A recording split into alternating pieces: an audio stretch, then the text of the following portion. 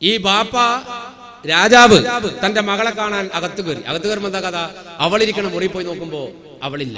ഓരോ മുറിയിലും കയറി ഇറങ്ങി ഈ രാജകുമാരി ഇല്ല. അവസാനം അടുക്കള ഭാഗത്ത് ഒരു ഭാര്യനെ വിളിച്ചു. അവളോട് ചോദിച്ചു, ഉമ്മയും അവിടെ റൂമിലുണ്ടല്ലോ. ഞാൻ കാണുന്നില്ലല്ലോ. ഞാൻ കണ്ടതാണല്ലോ. എപ്പോ? രാവിലെ. ഇത് രാത്രിയായി ഓർമ്മയുണ്ടോ ചോദിച്ചു. അതെപ്പായേ?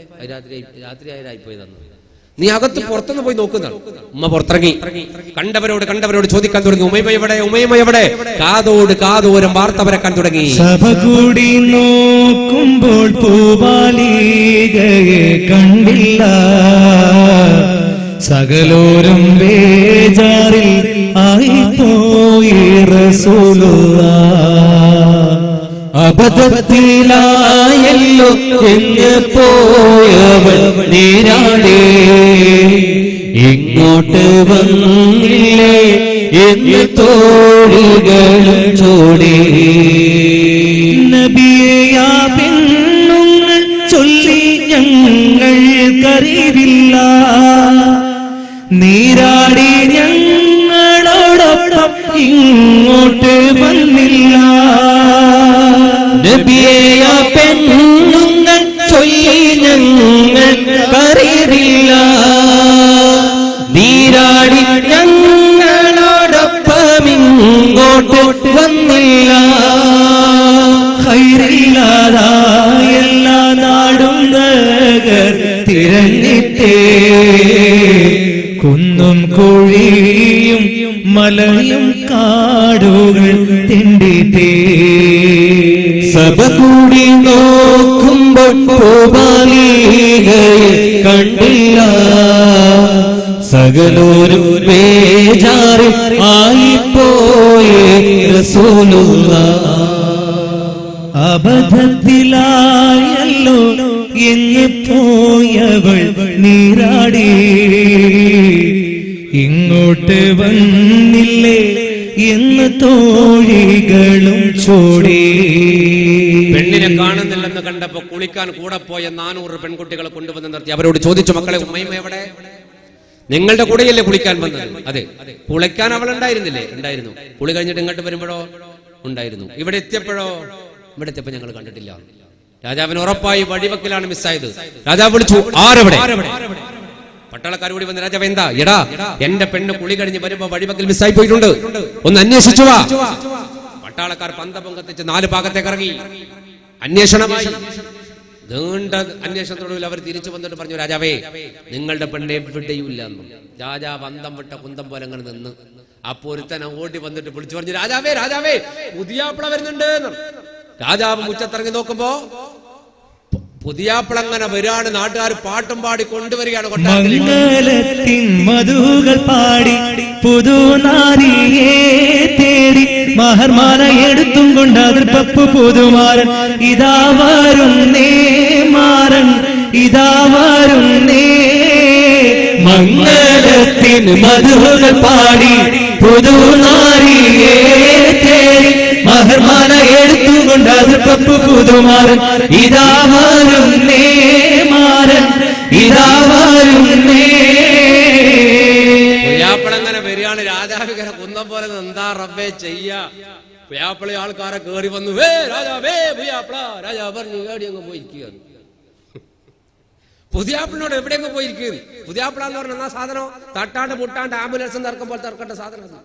തട്ടിപ്പോയ പെയിന്റ് പോയി. അപ്പൊ പുയാപ്പിളിനോട് എവിടെയെങ്ങ് പോയിരിക്കുന്നതാണ്. ആ കുടുങ്ങിയില്ലേ? ഒരു പുയാപ്പിളിന്റെ കാരണവർ വന്നു, കാക്ക. രാജാവേ മംഗലം. പുയാപ്പിള പെണ്ണജ്ജിനെ എന്ന് ഇയാൾ പറയുന്നുണ്ട്. ഇയാളിങ്ങനെ നിന്ന് എടാ പെണ്ണുണ്ട്, നിങ്ങൾ അങ്ങാണ്ട് ഇപ്പം വരുമെന്നാണ്. അപ്പോൾ ഒരുത്തൻ ഓടി വരുന്നത്, രാജാവേ എന്താടാ നിങ്ങളുടെ പെണ്ണെ കാണുന്നില്ലല്ലോ? ഇല്ല. നിങ്ങളെ പെണ്ണിനെ മറ്റൊരാൾക്ക് പണ്ട് കരാർ എഴുതിയിട്ടില്ലേ? ആ കരാർ എഴുതപ്പെട്ടവനും അവന്റെ കൂടെ വേറൊരാളും ഇന്ന് ഉച്ചക്ക് അങ്ങാടിയിലൂടെ പോണ ഞാൻ കണ്ടു.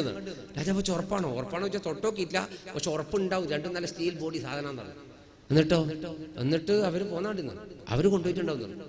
അപ്പൊ ഇയാൾ പറഞ്ഞു, പോടെ നീ വെറുതെ പറയണം, അബ്ദുള്ള നാട് വിട്ടിട്ട് കാലം എത്ര ഓനൊന്നും ആയിരിക്കൂല എന്ന് പറഞ്ഞു. അപ്പോണ്ട് രാജാവിന്റെ ഭാര്യ മെല്ലെ ബേക്കെന്ന് വിളിക്കുന്നത്,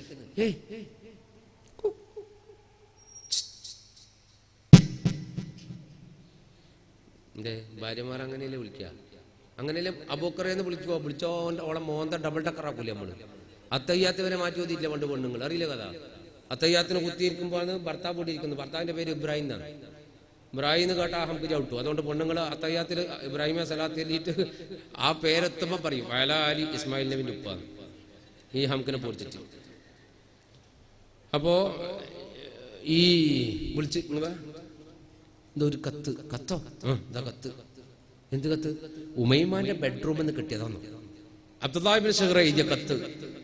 ഇയാളങ്ങോട്ട് വായിച്ചിട്ട് വിളിച്ചു പറഞ്ഞു, നീ പറഞ്ഞത് ശരിയാടാ, അവൻ ഈ നാട്ടിൽ വന്നിട്ടുണ്ട്, അവൻ എന്റെ കുട്ടിയെ കൊണ്ടുപോയിട്ടുണ്ട്. ആരവിടെ? 4 പട്ടാളക്കാരോട് രാജാവേ അടിയൻ അടിയൻ. രാജാവിന് പോടാ കുടിയൻ അടിയനാ. എടാ നിങ്ങൾ 4 ആള് 4 ഗ്രൂപ്പാന്ന് പറഞ്ഞു. 4 ആള് 4 ഗ്രൂപ്പാന്ന് പറഞ്ഞ ഒരുത്തൻ ചിരിച്ചു പോയി. രാജാവ് വെച്ച് നീ എന്താണ് ചിരിക്കുന്നത്? അല്ല ഞാൻ ഒറ്റയ്ക്കേ ഉള്ളൂ, ഞാൻ എങ്ങനെ ഗ്രൂപ്പാകുക? രാജാവ് പറഞ്ഞു, നീ ഒരു ബാളിയും കൊടുത്തു, ഇനി ഞാൻ 12 ഗ്രൂപ്പാക്കി തരാം. അവൻ പറഞ്ഞു അത് ഞാൻ വയ്യ ആയിക്കോളുന്നു. എടാ നീ കുറച്ച് ആൾക്കാരെ കൂട്ട്, നീയും കുറച്ചാളെ കൂട്ട്, നീയും കുറച്ചാളെ കൂട്ട്, നീയും കൂട്ടണ ആള്. എന്നിട്ട് 4 പേര് ഗ്രൂപ്പിന്റെ നേതാവുക. എന്നിട്ട് രാജ്യത്തിന്റെ 4 ഭാഗത്തേക്ക് പുറപ്പെടും. തെക്കും കിഴക്കും വടക്കും പടിഞ്ഞാറും 4 ഭാഗത്തേക്ക് വിട്ടോ. നാളെ നേരം വെളുക്കുന്നതിന്റെ മുമ്പ് എനിക്ക് കല്യാണപ്പെണ് ഉമൈമാനെ കണ്ണെന്റെ മോളെ. അവളെ മാത്രല്ല, അവളെ കൊണ്ടുപോയവന്റെ ചോര പുരണ്ട തലയും എനിക്ക് കാണാൻ. പോയി വന്നു. 4 ഭാഗത്തേക്ക് പട്ടാളക്കാരിറങ്ങി. ഉമർ ഇബ്നു ഖത്താബ് റളിയല്ലാഹു അൻഹു കഥ തുടരുന്നു. ഉമർ ഖിസ്സയുടെ ചരിത്രത്തിൽ അവനെ പറയണത്, നിലാവ് മെല്ലെ ഉദിച്ചു വന്നു. നിലാവ് അന്തരീക്ഷമാകെ നിലാവിന്റെ വെളിച്ചം പറഞ്ഞു. മരുഭൂമിയിലാകെ പ്രകാശമാണ്. ഞാൻ മെല്ലെ എഴുന്നേറ്റിരുന്നു. ഉറങ്ങിയിട്ടുണ്ടായിരുന്നില്ല ഞാൻ. അബ്ദുല്ലാനെയും വിളിച്ച പെണ്ണെയും വിളിച്ച് യാത്ര തുടരാൻ വേണ്ടി എഴുന്നേറ്റിരുന്നതാ. എഴുന്നേറ്റിരുന്ന് നോക്കുമ്പോ കാണുന്നത് ഞാൻ കെട്ടിയ ടെന്റിന്റെ പുറത്ത്, തുണിയുടെ പുറത്ത് വാളും പിടിച്ചിട്ട് ഒരുത്തനങ്ങനെ നിൽക്കുന്നു. ഞാൻ പെട്ടെന്ന് എന്റെ വാളങ്ങോട്ട് ഊരി. എന്നിട്ട് തൂണിന്റെ ഇപ്പുറത്ത് ഞാൻ പോയി നിന്നു. ഓൻ തൂണിന്റെ അപ്പുറത്താ, ഞാൻ തൂണിന്റെ ഇപ്പുറത്താ. ഞാൻ ഇവിടെ നിന്ന് പെട്ടെന്നവൻ എന്റെ ടെന്റിന്റെ ചുറ്റും ഇങ്ങനെ നടന്നു. ഞാനും അവന്റെ ഉള്ളിലൂടെ നടന്നു. ഓൻ പുറത്തൂടെ, ഞാൻ ഉള്ളിലൂടെ. വീണ്ടും അവൻ ആദ്യം നിന്ന സ്ഥാനത്ത് നിന്നു. ഞാൻ അവന്റെ ബാക്കിൽ നിന്നു. ഞാൻ വല്ലാണ്ട് തൂണി പിടിച്ചു. തൂണി വലിക്കലും വെട്ടും നടക്കണം ഉറപ്പാ. ഞാൻ തുണി പിടിച്ച് പറിച്ചിട്ട് ചാടി പുറത്തേക്ക് ഇറങ്ങി വെട്ടാൻ നോക്കുമ്പോ ഒഴിഞ്ഞു മാറി അപ്പുറത്തേക്ക് ചാടി വീണിട്ട് എന്നെ വിളിച്ചു, ഉമറേ. ഞാൻ പറഞ്ഞു, അബ്ദുള്ള നീ എന്താ ഇവിടെ? വാളുമായി എന്താ നീ ഇവിടെ? നീ ഉറങ്ങിയില്ലേ ഉമറേ? ഞാൻ ഉറങ്ങിയില്ല. നീ എന്താ വാളും പിടിച്ചിവിടെ നിൽക്കണത്? ഞാൻ നിന്നെ വിളിക്കാൻ വന്നതാ, ഞാൻ നിന്നെ വിളിക്കാൻ വേണ്ടി വന്നതാ. പക്ഷെ ഇവിടെ എത്തുമ്പോഴാണ് ഉമറേ ഒരു ശബ്ദം കേൾക്കുന്നത്. എന്താ? നീ ഒന്ന് ചെവി വട്ടം പിടിച്ചു നോക്കി, കുതിരകൾ വരുന്ന പോലെ തോന്നില്ലെന്ന് പറഞ്ഞു. കുതിരകൾ വരുന്നുണ്ട്. അത് ഉറപ്പാണ് ഉമറേ. ഉമൈമാന്റെ ഉപ്പാന്റെ പട്ടാളക്കാർ നമ്മളെ തേടി വരുന്ന വരവാ. അവരിവിടെ വന്നാൽ ഞാൻ അവരുമായി ഒരു സംഘട്ടനം ചിലപ്പോൾ നടത്തേണ്ടി വരും. ഞാനും അവരും യുദ്ധം നടത്തുമ്പോ ഒരിക്കലും നീ എന്റെ കൂടെ വേണ്ട. നമ്മളെന്ന് പറഞ്ഞ എന്തുകൊണ്ട്? നമ്മൾ രണ്ടാളും ഒരു ഭാഗത്ത് യുദ്ധം ചെയ്താൽ മറുഭാഗത്ത് കൂടെ അവരെ ടെന്റ് ആക്രമിച്ചാൽ അവളെ കൊണ്ടുപോകും. അത് പാടില്ല. നീ അവൾക്ക് കാവൽ നിൽക്കണം. ആ പെണ്ണ് നല്ല ഉറക്കില്ല, അവൾ ഉണർത്തണ്ട. നീ അവിടെ കാവൽ നിൽക്കണം. നിന്റെ കൈക്കരുത്തിന്റെ മുന്നിൽ അവളെ കൊണ്ടുപോകാൻ അവർക്ക് പറ്റരുത്. ബാക്കി ഞാൻ നോക്കിക്കോളാം. മർദിയല്ലാഹു പറയാണ്, ഞാൻ പറഞ്ഞപ്പോൾ അവനോട് പറഞ്ഞു, ശരിയാണ് നീ പറഞ്ഞത്. അതുകൊണ്ട് നിനക്ക് ഉറപ്പിക്കാം, ലാത്തയും ഉസ്സയും ഹുബുലുൽ അലയും മനാത്തയും അടക്കമുള്ള ദൈവങ്ങൾ സാക്ഷി, എന്റെ തലതെറിക്കാതെ അവർക്ക് അവളെ കൊണ്ടുപോകാനാവില്ല. ഞാൻ അവള് കിടക്കുന്ന ടെന്റിന്റെ പുറത്ത് പോയി കാവൽ നിന്നു. സത്യത്തിൽ രാജാവ് പറഞ്ഞയച്ച പട്ടാളക്കാർ ഞങ്ങളെ തേടി വരുന്ന വരവ് തന്നെയാണ്. അവർ മുന്നിൽ നിന്നു 4 ധീരജവാന്മാർ തന്നെ, അവർ പിന്നിൽ സൈന്യം ചീലിൽ. രാജവാക്കാൽ വന്നു, അവർ മുന്നിൽ നിന്നു 4 ധീരജവാന്മാർ തന്നെ, അവർ പിന്നിൽ സൈന്യം ചേലിൽ. രാജവാക്കാൽ വന്നു. നേരം ഇരുട്ടിൽ തന്നെ നീങ്ങി പടയ്ക്കാൻ നേരെയവർ വന്നല്ലോ ഞങ്ങളുടെ ഭാഗത്തേക്കായി. നേരം ഇരുട്ടിൽ തന്നെ നീങ്ങി പടയ്ക്കാൻ നേരെയവർ വന്നല്ലോ ഞങ്ങളുടെ ഭാഗത്തേക്കായി. ഇബ്നു ശീറയുണർന്നു, കൂടെ ഞാനും ഉണർന്നു. ബീബിയെ നോക്കാൻ എന്നെ വസിയത്താക്കി നടന്നു. രാജവാക്കാൽ വന്നു, അവർ മുന്നിൽ നിന്നു 4 ധീരജവാന്മാർ തന്നെ, അവർ പിന്നിൽ സൈന്യം ചേരി. രാജവാക്കാൽ വന്നു. രാജാവിന്റെ കൽപ്പന പ്രകാരം ഞങ്ങളെ തേടി വന്ന പട്ടാളക്കാർ തന്നെയായിരുന്നു അത്. അവിടെ എത്തുമ്പോ അവർ അബ്ദുല്ലാനെ കണ്ടു. അവർ അബ്ദുല്ലയോട് പറഞ്ഞു, അബ്ദുല്ല നാട് വിട്ടിട്ടില്ലല്ലേ? നീ തട്ടിക്കൊണ്ടുവന്ന പെണ്ണെവിടെ? ഞാനൊരു പെണ്ണിനെയും തട്ടിക്കൊണ്ടു വന്നിട്ടില്ലല്ലോ. ഞങ്ങളുടെ കല്യാണ പെണ്ണ് ഉമൈമ എവിടെ? അങ്ങനെ ചോദിക്കും. ഉമൈമയായിട്ട് എന്റെ കിടക്കണിട്ടുണ്ടോ? നീ ഇവനെ കൊണ്ടുവന്നിട്ടില്ല എന്ന് പറഞ്ഞതോ? ഞാൻ തട്ടിക്കൊണ്ടുവന്നിട്ടില്ല എന്നാ പറഞ്ഞത്. അയാൾ തന്റെ അറബി ജുബയുടെ പോക്കറ്റിൽ നിന്ന് ഒരു തോലെടുത്തു, പഴകിയ തോൽ. അതെടുത്ത് നീട്ടിപ്പിടിച്ചിട്ട് പറഞ്ഞു, നിലാ വെളിച്ചത്തിൽ അക്ഷരത്തിൽ കണ്ടുപിടിക്കുന്നവന് വായിച്ചു പഠിക്കാൻ ഞാൻ ഒരു കരാർ തരാം. ഈ കരാർ പ്രകാരം അവൾ എന്റേതാണ്. നിങ്ങളെ ഇങ്ങോട്ടയച്ച രാജാവും എന്റെ മരിച്ചുപോയി ഉപ്പയും എഴുതിയ കരാറായത്. അവൾ എന്റേതാണ്, ഞാൻ അവളതാണ്. അതുകൊണ്ട് അവളെ വിട്ടുതരൂല.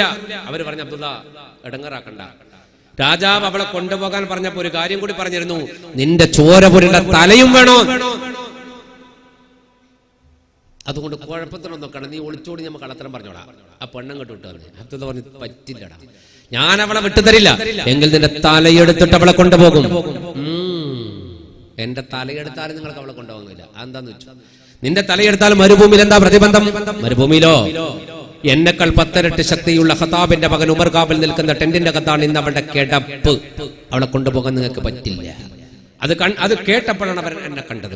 എന്നെ കണ്ടപ്പോ പിന്നെ അയാളുടെ മേലെ ചാടി വീണു. ഘോരമായ സംഘടനം. അയാൾ അവർക്കിടയിൽ ഒറ്റക്ക് പോരടിക്കാൻ തുടങ്ങി.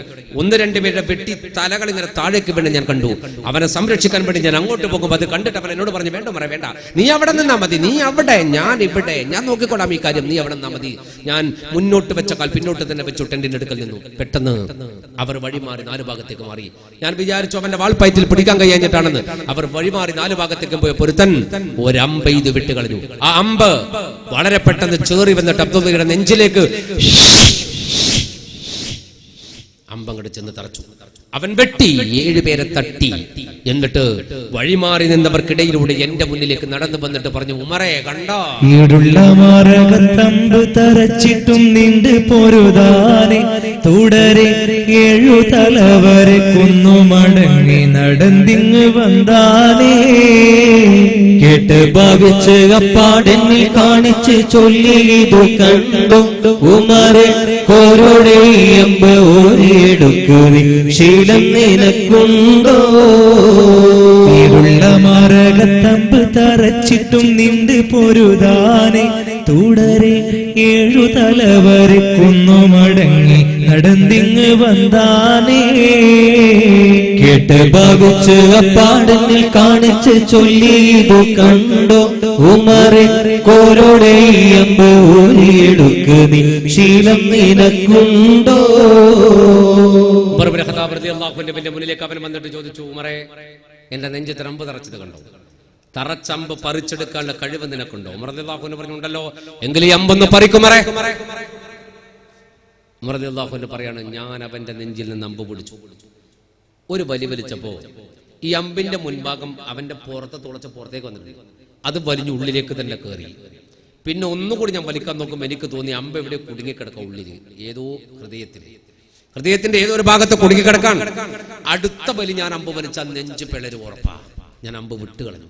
അമ്പ് വിട്ടപ്പോ അവൻ എന്നോട് ചിരിച്ചുകൊണ്ട് പറയാ, അത് ശരി, പിടിച്ച് വലിച്ചിട്ടിളകിലത്തിൽ ഒരു വല്ലാത്ത തീരനായി ഞെട്ടി വിറപ്പിക്കും മക്കത്തുമർ വമ്പം താനാണോ.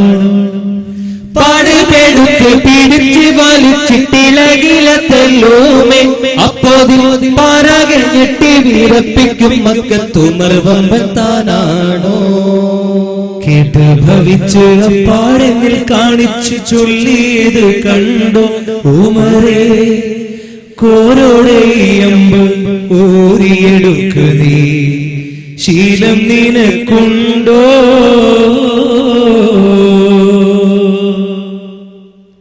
ഞാൻ അമ്പ് വിട്ടപ്പോ എന്നോട് ചോദിച്ചു, നീയാണോ മക്കത്ത് ഉമർ?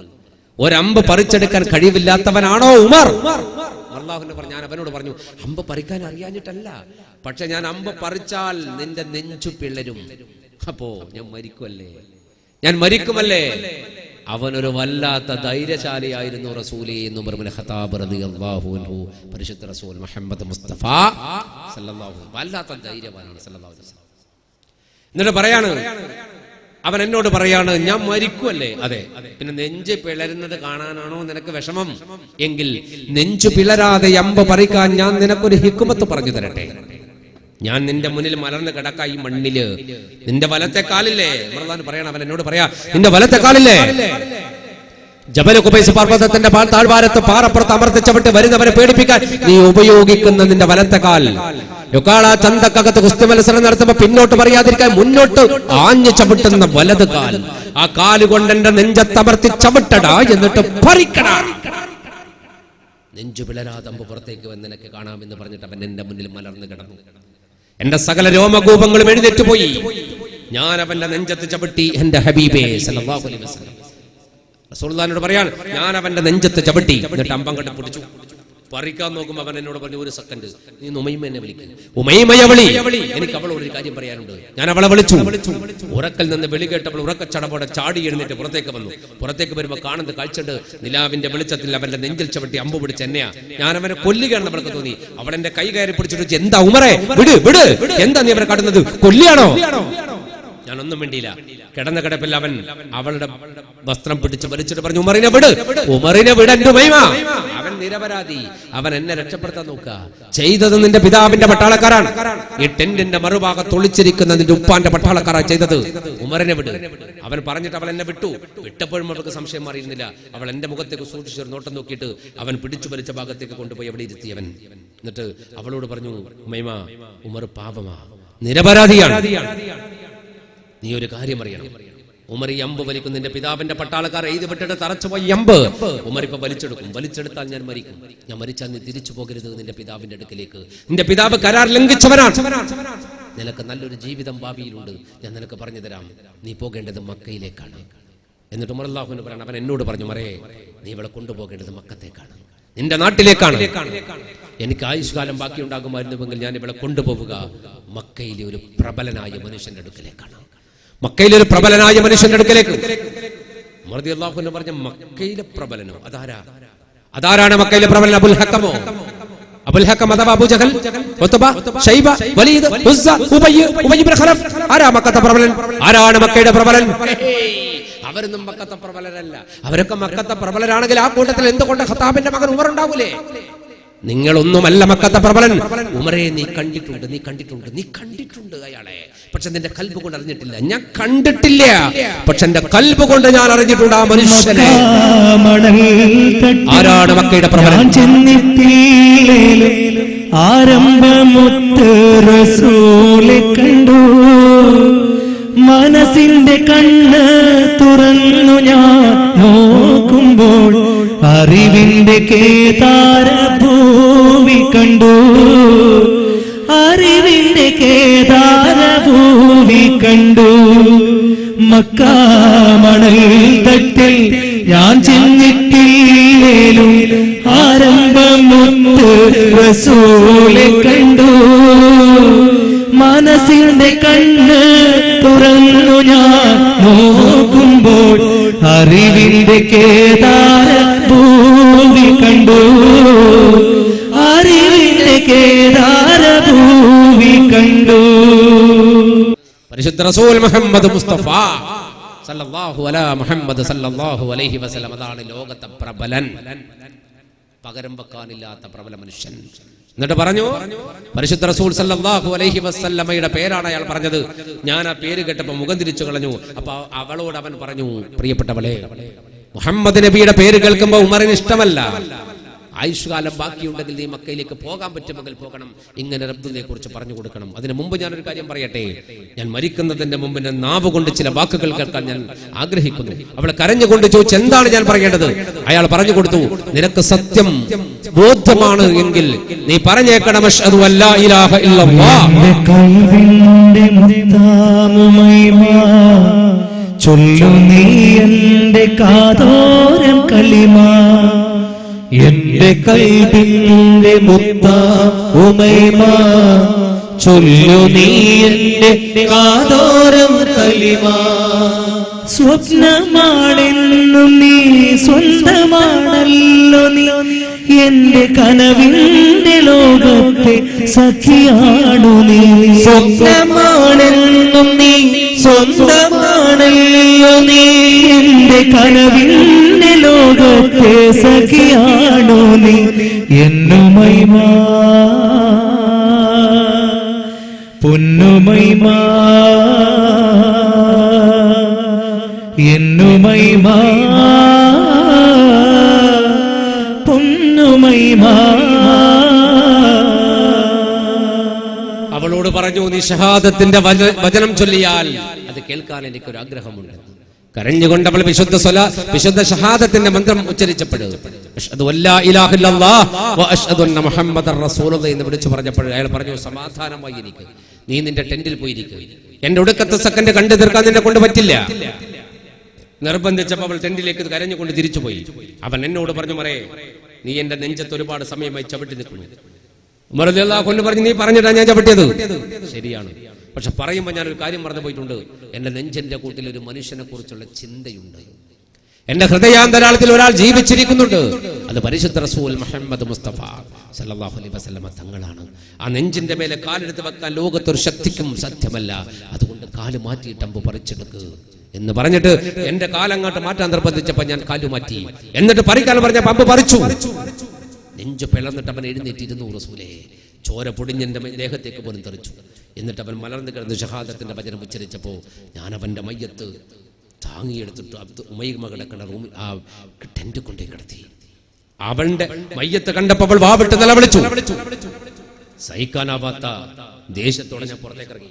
എന്റെ വാളുറയിൽ നിന്ന് വലിച്ചൂരി പുറത്തേക്ക് ഇറങ്ങി. അപ്പോൾ ഓടി വന്ന് അവൾ എന്നോട് ചോദിച്ചു, നീ എങ്ങോട്ട് പോകണം പറയേ? ഞാൻ പറഞ്ഞു, എന്റെ സുഹൃത്തിനെ കൊന്ന നിന്റെ പിതാവിന്റെ പട്ടാളക്കാരെ പാഠം പഠിപ്പിക്കാൻ. അവൾ പറഞ്ഞു, എങ്കിൽ ഞാനും വരും. എന്തിന്? നിനക്കില്ലാത്ത ബാധ്യതയുണ്ട്, എനിക്കില്ലേ? ഇവന്റെ കൂടെ കൊച്ചുകുട്ടിക്കാലം മുതൽ കളിച്ചു കൂട്ടിയവരല്ലേ ഞാൻ. അതുകൊണ്ട് എനിക്കൊരു ബാധ്യതയുണ്ട്, ഞാൻ വരും. ഞാൻ പിന്നെ കണക്ക് കൂട്ടി അവളെ അവിടെ നിർത്തിയിട്ട് എനിക്ക് യുദ്ധത്തിനിറങ്ങിയാൽ വഴിതെറ്റിയാലോ അവളെ ആരെങ്കിലും കൊണ്ടുപോയാലോ. ഞാൻ അവളോട് പറഞ്ഞു, ശരി നീ എന്റെ കൂടെ വന്നോളൂ, പക്ഷെ ഒരു കാര്യമുണ്ട്, നിന്നെ രക്ഷിക്കുമെന്നൊരു വാക്ക് ഞാൻ അവന് കൊടുത്തിട്ടുണ്ട്. അതുകൊണ്ട് നീ എന്റെ ബാക്കിൽ നിൽക്കണം. എന്റെ ഇടത്തെ കൈ എന്റെ ഇടത്തെ കൈയിലേക്ക് തരണം. മുന്നിലൂടെ ശത്രു വന്നാൽ ഞാൻ നോക്കിക്കൊള്ളാം. പിന്നിലൂടെ ആരെങ്കിലും കുതന്ത്രമായി വന്നാൽ മാത്രം നീ നോക്കിയാൽ. അവളുടെ കൈ പിടിച്ച് ഞാൻ പുറത്തേക്ക് ഇറങ്ങി. ടെന്റിന്റെ 4 ഭാഗത്ത് മറഞ്ഞിരിക്കുന്നവർ പുറത്തേക്ക് ഇറങ്ങി. ഞങ്ങൾ അവരുമായി ഒരു സംഘടന നടത്തി. പിൻഭാഗത്തുകൂടെ ആരെങ്കിലും കുതന്ത്രമായി വന്നാൽ അവൾ അത് നേരിടും. ഉമൈമ അബ്ദുല്ലാന്റെ വാൾ അവളുടെ കയ്യിലുണ്ടായിരുന്നു, ഉമൈമയുടെ കയ്യിൽ. അങ്ങനെ ഘോരമായ സംഘടന. വാൾപ്പയറ്റിൽ എന്നോട് മത്സരിക്കാനാവില്ല എന്നവർക്ക് തോന്നിയിട്ടാവണം അവർ മാറി നിന്നിട്ട് ഒരു അമ്പ് എയ്ത് വിട്ടു.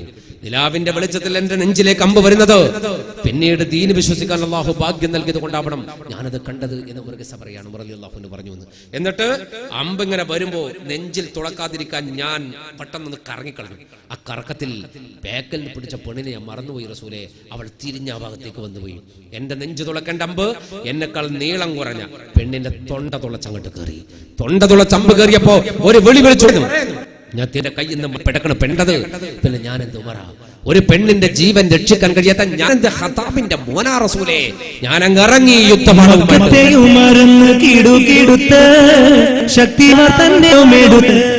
സൈന്യത്തിന്റെ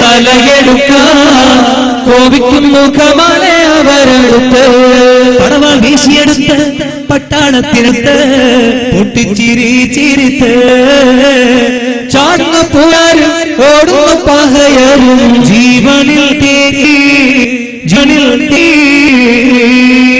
ഘോരമായ സംഘട്ടത്തിനൊടുവിൽ എന്നോട് മത്സരിക്കാനാവാതെ അവസാനത്തവരും തിരിച്ചോടി. ഓടുന്നവനെ ഊട്ടിയിട്ട് വെട്ടി ഞാൻ. എല്ലാവരും പിരിഞ്ഞുപോയി. അവസാനത്തേക്ക് നടന്നു വന്നു ഞാൻ. അവൾ മരിച്ചിട്ടുണ്ടാകുമെന്ന് കരുതി. പക്ഷെ അവളുടെ അടുക്കിലേക്ക് വരുമ്പോൾ അവൾ മരിച്ചിട്ടുണ്ടായിരുന്നില്ല. എന്റെ പദസഞ്ചലനം കേട്ട് കാലിന്റെ ഒച്ച കേട്ടിട്ട് അവൾ നനങ്ങി. ഞാൻ അവളെ ഒന്ന് മലർത്തി കിടത്തി. തൊണ്ടയിൽ തറ ചമ്പിന്റെ ദ്വാരങ്ങളിലൂടെ ചോരങ്ങാണ്. അവൾ കണ്ണു തുറന്ന് എന്നോട് ചോദിച്ചു, മറേ നീ എനിക്കൊരു ഉപകാരം ചെയ്യുമോ? ഞാൻ ചോദിച്ചു, നിനക്ക് വെള്ളം വേണോ? വെള്ളമൊന്നും എനിക്ക് വേണ്ട. എന്നെ ഒന്ന് എടുത്തിട്ട് അബ്ദുല്ലാന്റെ മയ്യത്തിനടുക്കൽ കൊണ്ടുപോയി കിടത്തണം. ഞാൻ അവളെ വാരിയെടുത്ത് അബ്ദുല്ലയുടെ മയ്യത്തിനടുക്കൽ കൊണ്ടുപോയി കിടത്തി. ഒന്ന് തിരിഞ്ഞു നോക്കാൻ പോലും കഴിയാതെ തൊണ്ടയിൽ തറ ചമ്പുമായി വേദനയിൽ പൊളയുന്ന പെണ്ണ് അബ്ദുല്ലയോട് പറഞ്ഞു, അബ്ദുല്ല നീ പോയ മാർഗത്തിലേക്ക് എന്റെ പിതാവിന്റെ പട്ടാളക്കാർ എന്നെയും തിരിച്ചയച്ചിരിക്കുന്നുവെന്ന്. എന്നിട്ട് അവൾ എന്നോട് പറഞ്ഞു, മറേ കുറച്ച് വെള്ളം എനിക്ക് കിട്ടുമോ? എനിക്ക് കുറച്ച് വെള്ളം കിട്ടുമോ? മരുഭൂമിയിൽ നിന്ന് എവിടെ നിന്ന് കിട്ടും വെള്ളം? ഞാൻ അവളെ സമാധാനിപ്പിച്ചുകൊണ്ട് പറഞ്ഞു, ഞാൻ ഇപ്പൊ കൊണ്ടുവരാം. ടെന്റിന്റെ പുറത്തേക്ക് ഇറങ്ങിയിട്ട് ഞാൻ ദൈവങ്ങളോട് പ്രാർത്ഥിച്ചു, ലാത്തയോടും മുസ്സയോടും പ്രാർത്ഥിച്ചു, അവളൊന്ന് പെട്ടെന്ന് മരിച്ചു പോകണേ. എന്നിട്ട് ഞാൻ വെറുതെ നടന്നു. പക്ഷെ ദീന് വിശ്വസിക്കാതെ ഖത്താബിന്റെ മോനെ അല്ലാഹ് റബ്ബ് അന്ന് കൈവിട്ടിട്ടില്ല റസൂലേ. ഒരു പാറയുടെ ചുവട്ടിൽ തെളിഞ്ഞ കുറച്ച് തെളിനീര് കണ്ടു. ആവേശത്തോടെ വെള്ളം കോരിയെടുത്ത് ഞാൻ അവളിലേക്ക് തിരിച്ചു വരുമ്പോൾ ദുആ ചെയ്തു പ്രാർത്ഥിച്ചു, അവൾ മരിക്കരുത് എന്ന്. ഞാൻ വെള്ളവുമായി വരുന്നു എന്ന് കണ്ടിട്ട് അവണം മരിക്കാതെ കിടക്കുന്ന പെണ്ണാണ് അവൾ. അവൾ എഴുന്നേൽക്കാൻ ശ്രമിച്ചു വെള്ളം കുടിക്കാൻ. പക്ഷെ അവൾക്ക് എഴുന്നേൽക്കാൻ പറ്റിയില്ല. അവൾ അവിടെ തന്നെ വീണ് കിടന്നു. ഞാൻ അവളോട് പറഞ്ഞു, നീ എഴുന്നേൽക്കണ്ട, നീ വായ തുറന്നാൽ മതി, നിന്നെ വെള്ളം ഞാൻ ഒഴിച്ചു തരാം. അവൾ വായ തുറന്നു കിടന്നു. ഞാൻ അവളുടെ വായിലേക്ക് വെള്ളം ഒഴിച്ചു കൊടുത്തു. പക്ഷേ മനസ്സാക്ഷി മരവിച്ചു പോയിട്ടില്ലാത്ത ഒരാൾക്കും കണ്ടു നിൽക്കാൻ കഴിയുന്ന രംഗമല്ല ഞാൻ കണ്ടത്. ഞാൻ ഒഴിച്ചു കൊടുക്കുന്ന വെള്ളം അമ്പിലിന്റെ ദ്വാരങ്ങളിലൂടെ പുറത്തേക്ക് ചോരയും നീരുമായി ഒഴുകാൻ തുടങ്ങി. ഒരു തുള്ളി പോലും അവൾ കുടിച്ചു നിന്ന് ഞാൻ വിശ്വസിക്കണില്ല റസൂലേ. എന്നിട്ട് എന്റെ വെള്ളം തീർന്നു. ഞാൻ തളർന്ന് അവളുടെ ഭാഗത്ത് അവിടെ ഇരുന്നപ്പോ അവൾ എന്നെ ഞെട്ടിച്ചു കൊണ്ടെടുത്ത ചോദ്യം, ഉമറേ, നീ എന്നെ ഒന്ന് രക്ഷിക്കുമോ? നീ എന്നെ ഒന്ന് രക്ഷിക്കുമോ? അല്ലാഹുവിന് പറയാണ്. ഞാൻ ഞെട്ടിപ്പോയി. ഞാൻ അവളോട് പറഞ്ഞു, നിന്നെ രക്ഷിക്കാനോ? ശ്വാസനാളവും അന്നനാളവും ഒരുപോലെ മുറിഞ്ഞു കിടക്കുന്ന നിന്നെ രക്ഷിക്കാൻ ഒരു മായാജാല കുതിരത്തും എന്റെ കയ്യിലില്ല പെണ്ണേ. ഞാൻ എങ്ങനെയാ നിന്നെ രക്ഷിച്ചെടുക്കുക? ഞാൻ അവളോടത് പറഞ്ഞപ്പോൾ അവൾ എന്നോട് പറഞ്ഞു, ഉമറേ, ജീവിതത്തിലേക്കല്ല, മരണത്തിലേക്കോ? അതെ, തൊണ്ടയിൽ തറച്ചമ്പൊന്ന് നീ പറിച്ചുതാ. ഏറെ നേരമായി ഞാൻ അതിന്റെ വേദന സഹിച്ചു കിടക്കാണ്. ഞാൻ അവളോട് പറഞ്ഞു, ഇല്ല മോളെ, നീ ഒരു പെണ്ണാണ്, പ്രസവത്തിന്റെ വേദന ഫുള്ളായി അനുഭവിക്കാൻ കഴിയാതെ അവളെ രക്ഷപ്പെടുത്താൻ ഞാൻ തീരുമാനിച്ചു മരണത്തിലേക്ക്. ഞാൻ അവളുടെ തലഭാഗത്ത് ചെന്നിരുന്നു. കൈമല്ല പിന്നോട്ട് നീട്ടി, ലക്ഷ്യത്തിലേക്കല്ല കൈ എന്ന് തോന്നിയിട്ടാവണം. കല്യാണത്തിന് മൈലാഞ്ചി വരച്ച പെണ്ണാണ് അവൾ. അവൾ എന്റെ കാരിരുമ്പിന്റെ കരുത്തുള്ള കൈ പിടിച്ചിട്ട് തൊണ്ടയിൽ തറ ചമ്പിന്റെ തുഞ്ചത്ത് കൊണ്ടുവച്ചിട്ട് പറഞ്ഞു, പിടിച്ചു മറേ, വലിച്ചോളൂ എന്ന്. ഞാൻ അമ്പ പിടിച്ചു. വലിക്കാൻ എനിക്ക് മനസ്സ് വന്നില്ല. പിന്നെ മരണം ഉറപ്പാണ് അവൾക്ക്. അതുകൊണ്ട് ഞാൻ ഒറ്റയടി കൈ അമ്പ പിടിച്ചു വലിച്ചു കളഞ്ഞു. അമ്പ വലിച്ചിട്ട് തിരിച്ചു നോക്കുമ്പോൾ കാണുന്ന കാഴ്ച ചോര അങ്ങോട്ട് ചാലിട്ടൊടുക്കാൻ തുടങ്ങി. ഞാൻ അസഹ്യമായ രംഗം കണ്ട് തലതാഴ്ത്തിയിരുന്നു റസൂലേ. ഞാൻ പിന്നെ അവളെ നോക്കുമ്പോൾ കാണുന്നത് അവൾ എന്തോ പറയുകയാണ്. അതെന്നോടുള്ള മരണവസീയത്താക്കുമെന്ന് കണക്ക് കൂട്ടിയിട്ട് ഞാൻ അവളുടെ ചുണ്ടിലേക്ക് എന്റെ ചെവി കൊണ്ടുപോയി വെച്ച് എന്താണ് അവൾ പറയുന്നതെന്നറിയാൻ. പക്ഷെ മരണവസീയത്ത് തന്നെയാണ്, അത് എന്നോടായിരുന്നില്ല. ലോകത്തെ മുഴുവൻ ജനതയെയും വിളിച്ചുകൊണ്ട് ഒരു മരണവസീയത്ത് നടത്തി കഴിഞ്ഞിരുന്നു. മരിക്കുന്ന ഘട്ടത്തിൽ ഷഹാദത്തിന്റെ വചനം ഉച്ചരിച്ചു മരിക്കാൻ നിങ്ങൾ ശ്രമിക്കണമെന്നൊരു വസീയത്ത് നൽകിയിട്ടാണ് അവൾ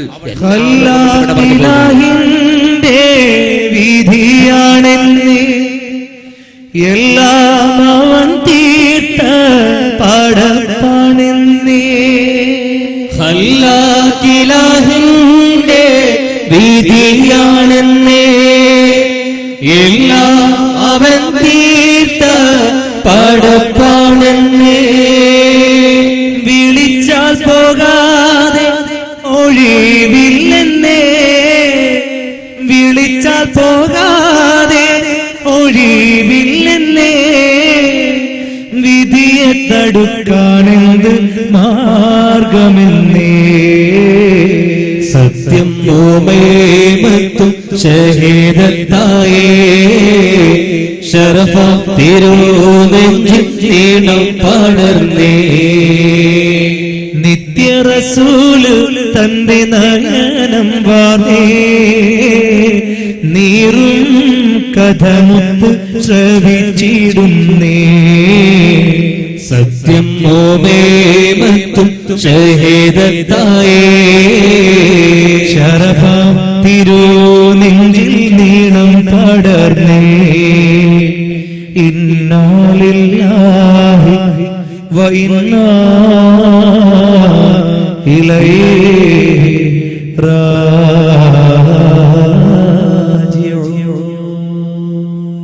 ഉമൈമയും മരിച്ചു കഴിഞ്ഞപ്പോൾ ആ രണ്ട് മയ്യത്തുകൾക്ക് നടുവിൽ എന്ത് ചെയ്യണമെന്ന് അറിയാൻ കഴിയാതെ ഞാൻ നിന്നുപോയി.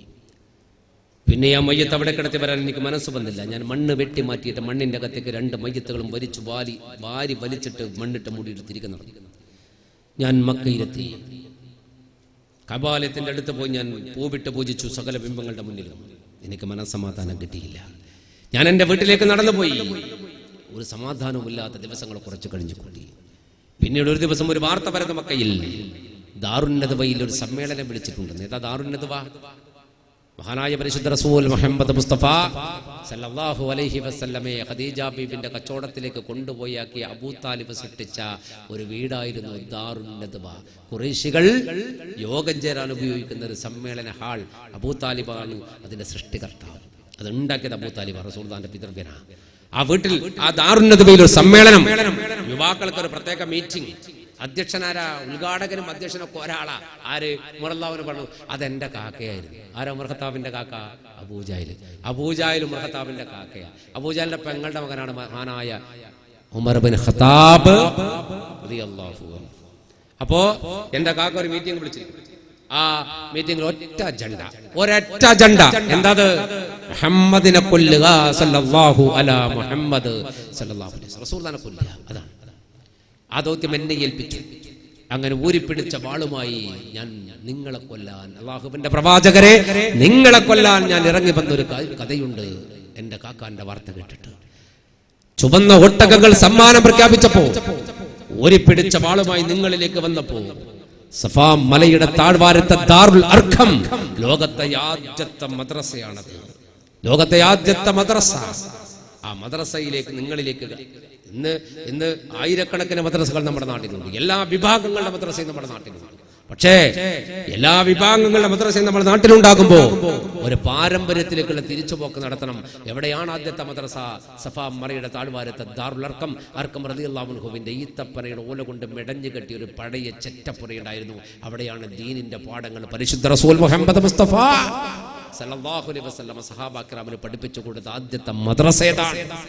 ആദ്യത്തെ ലോക ചരിത്രത്തിലെ ദീന് പഠിപ്പിച്ച കലാലയം പരിശുദ്ധ റസൂലിന്റെ ആദ്യത്തെ മദ്രസ ദാറുൽ അർഖമാണ്. ആ ദാറുൽ അർഖം റളിയല്ലാഹു അൻഹുവിന്റെ വീട്ടിൽ നിങ്ങളുണ്ട്. വരുന്ന വഴിയിൽ എന്റെ പെങ്ങൾ, ഞാൻ വഴി അറിയാതെ വരാൻ, എവിടെ ഉണ്ടെന്നറിയാതെ, അവസാനം വഴിവെക്കൽ എന്റെ സഹോദരന്റെ പ്രിയപ്പെട്ട കൂട്ടുകാരൻ എന്നെ വഴിതിരിച്ചു വിട്ടു. വലിയ കഥയാണ്. ഉമർ ഖത്താബ് റളിയല്ലാഹു അൻഹുവിന്റെ ഇസ്ലാം മത വിശ്വാസം വേറൊരു ചരിത്രമാണ്, വലിയൊരു ചരിത്രമാണത്.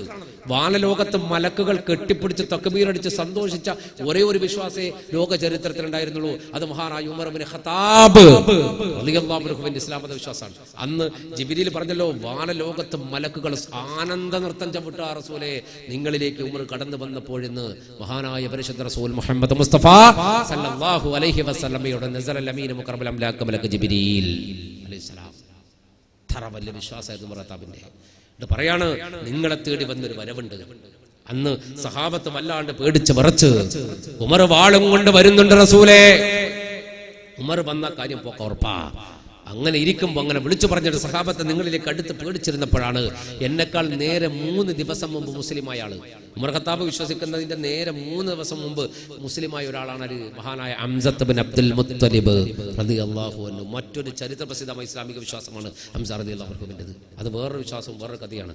അപ്പോ ആ ഹംസ റളിയല്ലാഹു അൻഹു ചാടി എഴുന്നേറ്റ് കൊണ്ട് വിളിച്ചു പറഞ്ഞൊരു വാക്കുണ്ട്, ഉമർ നല്ല മനസ്സോടെ വരുന്നതെങ്കിൽ അവന് നല്ലത്, ഇല്ലെങ്കിൽ ദാറുൽ അർഖം എന്ന വീട്ടിന്റെ പടിവാതിൽ അവൻ കടക്കില്ല. അവന്റെ തല ഞാൻ വെട്ടിയിട്ട് സഫാ മലയുടെ താഴ്വാരത്ത് കുഴിച്ചിട്ട് കളയുന്നു. അധീരനായ മഹാനായ ഹംസത്ത് ബിൻ അബ്ദുൽ മുത്തലിബ് റളിയല്ലാഹു അൻഹു ദാറുൽ അർഖമിന്റെ വാതിൽക്കൽ നിൽക്കുന്ന ഒരു നിൽപ്പുണ്ടായിരുന്നു. ആ കൈ ഇങ്ങനെ പിടിച്ചിട്ടാ നിന്നേ, വാതിൽ ഇങ്ങനെ കൈ പിടിച്ചിട്ട് ഹംസ റളിയല്ലാഹു അൻഹു നിന്ന ചരിത്രം പറഞ്ഞത്. ഉമർ റളിയല്ലാഹു അൻഹു ഇവിടെ വന്ന് നിന്നു. ഈ കൈ തട്ടിയിട്ടാണ് അകത്ത് കിടക്കാൻ റസൂലിലേക്ക് പോകാൻ. അപ്പോഴും കയ്യിൽ വാളുണ്ടായിരുന്നു. ഉമർ ഖത്താബിന്റെ കയ്യിൽ വാള്. ഹംസ റളിയല്ലാഹു ഇങ്ങനെ പിടിച്ചു. ഉമർ ഖത്താബ് ഇവിടെ നിന്നു. അങ്ങോട്ട് കിടക്കാനും പറ്റൂല, എന്ത് ചെയ്യുന്ന അറിയാമെങ്കിൽ അവിടെ നിന്നു. അപ്പോഴാണ് മറുഭാഗത്ത് നിന്ന് പരിശുദ്ധ റസൂൽ മുഹമ്മദ് മുസ്തഫ വിളിച്ചു പറഞ്ഞത് സല്ലല്ലാഹു അലൈഹി വസല്ലം, വിട്ടേക്ക് ഉമറിനെ, മനസ്സ് ശുദ്ധമാണ്. സംശയത്തോടെ റസൂലുള്ളാഹിയുടെ മുഖത്തേക്ക് ഒന്നുകൂടി തന്റെ പിതൃവ്യൻ എളാപ്പ ഹംസ റളിയല്ലാഹു അൻഹു വെറും ഒരു പിതൃവ്യൻ എളാപ്പയായിരുന്നില്ല, മുലകുടി ബന്ധത്തിൽ സഹോദരനായിരുന്നു, കൂടെ കളിച്ച കളിക്കൂട്ടുകാരനായിരുന്നു. റസൂലുള്ളാഹി സ്വല്ലല്ലാഹു അലൈഹി വസല്ലമയുടെ കൂടെ കളിച്ച ആളാര്? ഹംസ റളിയല്ലാഹു അൻഹു. രണ്ടുപേരും മുലകുടി ബന്ധത്തിൽ സഹോദരന്മാരായിരുന്നു. റസൂലുള്ളാഹിന്റെ പിതൃവ്യനുമായിരുന്നു. അങ്ങനെ വല്ലാത്ത സിഫത്തുകൾ, വല്ലാത്ത പ്രത്യേകതകളൊക്കെ ഹംസ റളിയല്ലാഹുവിനുണ്ട്. ഹംസ റളിയല്ലാഹു സംശയത്തോടെ റസൂലുള്ളാഹിനെ നോക്കിയപ്പോൾ അല്ലാഹുവിന്റെ പ്രവാചകൻ പുഞ്ചിരിച്ചുകൊണ്ട് പറഞ്ഞു, വിട്ടേക്കെന്റെ അമ്മീ, വന്നോട്ടെ ഉമർ.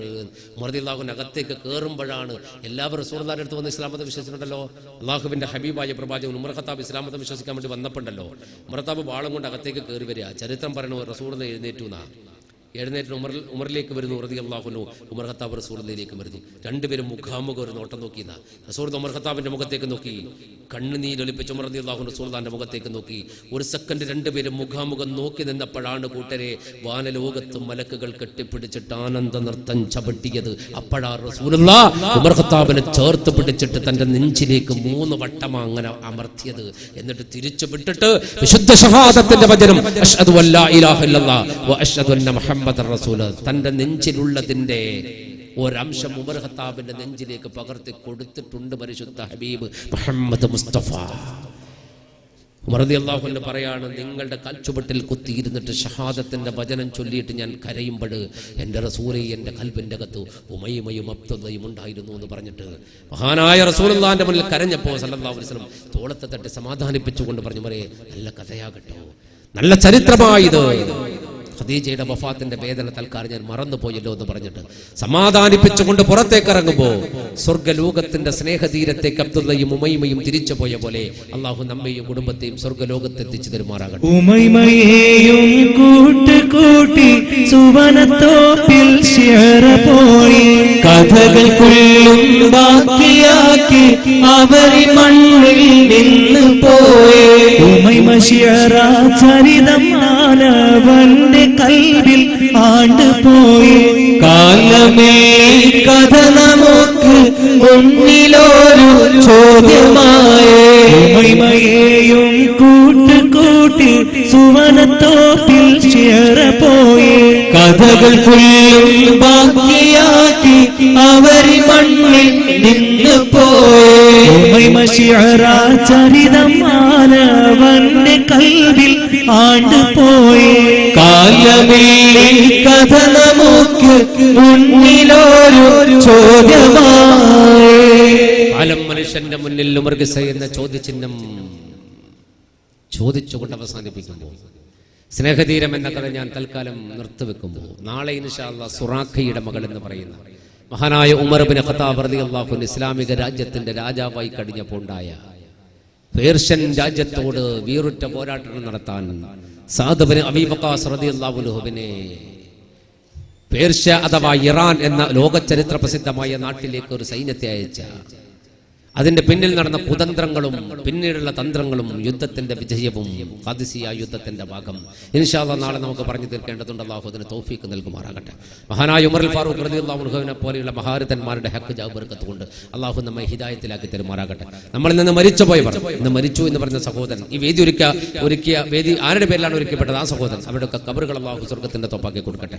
ജീവിച്ചിരിക്കുന്ന നമുക്കും നാമുമായി ബന്ധപ്പെട്ട മുഴുവൻ പേർക്കും അല്ലാഹു ദീർഘായുസ്സും ആരോഗ്യവും ആഫിയത്തും നൽകി അനുഗ്രഹിക്കുമാറാകട്ടെ. നമ്മുടെ കുടുംബ ജീവിതത്തിൽ അല്ലാഹു ബർക്കത്ത് ചെയ്യട്ടെ. നമ്മെല്ലാവരെയും അല്ലാഹു ഹിദായത്ത് കൊണ്ട് അനുഗ്രഹിക്കുമാറാകട്ടെ. ഈമാൻ നഷ്ടപ്പെടുന്ന ഒരു പ്രവർത്തനങ്ങളിലും അല്ലാഹു നമ്മെ എത്തിക്കാതിരിക്കുമാറാകട്ടെ. വിശുദ്ധമായ ഈമാൻ കൽബിൽ നിറച്ചു വെച്ചുകൊണ്ട് ലാ ഇലാഹ ഇല്ലല്ലാഹ് എന്ന മന്ത്രധ്വനിയോടെ തിരിച്ചു പോകാൻ അല്ലാഹു ഭാഗ്യം നൽകുമാറാകട്ടെ. നമ്മുടെ കടങ്ങളൊക്കെ വിട്ടാൻ അല്ലാഹു മാർഗ്ഗം നൽകുമാറാകട്ടെ. മനസ്സിന്റെ ഹലാലായ സകല മുറാദുകളും അല്ലാഹു ഹാസിലാക്കി തരുമാറാകട്ടെ. കുട്ടികൾക്ക് അല്ലാഹു നാഫിയ ഇൽമു നൽകുമാറാകട്ടെ. നമുക്കൊക്കെ ഉപകാരപ്രദമായ മക്കളാക്കി അല്ലാഹു നമ്മുടെ മക്കളെ മാറ്റി തരുമാറാകട്ടെ. നാഫിയ ഇൽമു നൽകുന്ന മക്കളാക്കി അല്ലാഹു നമ്മുടെ മക്കളെ മാറ്റി തരുമാറാകട്ടെ. ഞങ്ങൾക്ക് മരിച്ചു കഴിഞ്ഞാൽ കബറിന്റെ അടുക്കൽ വന്ന് സലാം പറയുന്ന, നമുക്ക് വേണ്ടി ദുആ ചെയ്യുന്ന നല്ല കുട്ടികളാക്കി അല്ലാഹു നമ്മുടെ കുട്ടികളെ മാറ്റി തരുമാറാകട്ടെ. നമ്മുടെ കുടുംബത്തിലെ പെൺകുട്ടികൾക്ക് അല്ലാഹു സാലിയായ ഭർത്താക്കന്മാരെ കൊടുക്കുമാറാകട്ടെ. അവരുടെ മാനസിക ശാരീരികമായ എല്ലാ പ്രാദേശങ്ങളെയും അല്ലാഹു നമുക്കും നാമായി ബന്ധപ്പെട്ടവർക്കൊക്കെ അല്ലാഹു മാറ്റി തരുമാറാകട്ടെ. ഈമാനോടെ ലാ ഇലാഹ ഇല്ലല്ലാഹ് കലിമ ചൊല്ലിയിട്ട് മരിക്കാൻ അല്ലാഹു ഭാഗ്യം നൽകട്ടെ. അതിനു മുമ്പ് പരിശുദ്ധ മക്ക കാണാൻ, വിശുദ്ധ മദീന കാണാൻ, അവിടെ ചെയ്യേണ്ട കർമ്മങ്ങൾ ചെയ്തു തീർക്കാൻ അല്ലാഹു നമുക്കും കുടുംബത്തിനും ഭാഗ്യം നൽകി അനുഗ്രഹിക്കുമാറാകട്ടെ. ആമീൻ ബിറഹ്മതിക യാ അർഹമർ റഹീമീൻ ബിഫദ്ലി സല്ലല്ലാഹു അലാ മുഹമ്മദ് സല്ലല്ലാഹു അലൈഹി വസല്ലം സല്ലല്ലാഹു അലാ മുഹമ്മദ് സല്ലല്ലാഹു അലൈഹി വസല്ലം. അല്ലാഹുമ്മ സല്ലി അലാ മുഹമ്മദ് യാ റബ്ബി സല്ലല്ലാഹു അലൈഹി വസല്ലം. ഇൻഷാ അല്ലാഹ്. അസ്സലാമു അലൈക്കും.